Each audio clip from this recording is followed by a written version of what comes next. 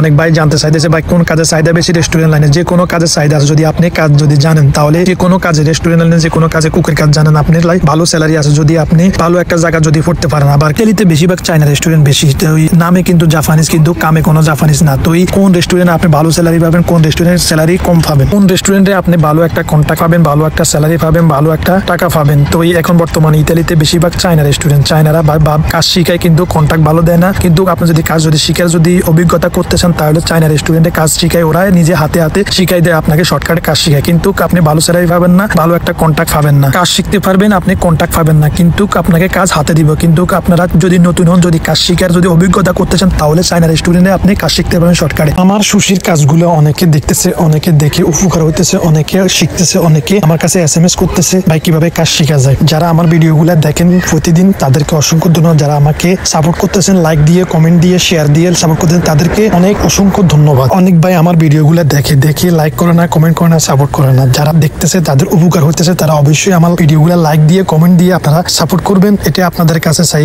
আর আপনি যদি নতুন হন, আমার ফেসবুক পেজটা ফলো দিয়ে রাখবেন, আপনি শিখার যদি অভিজ্ঞতা করতে চান।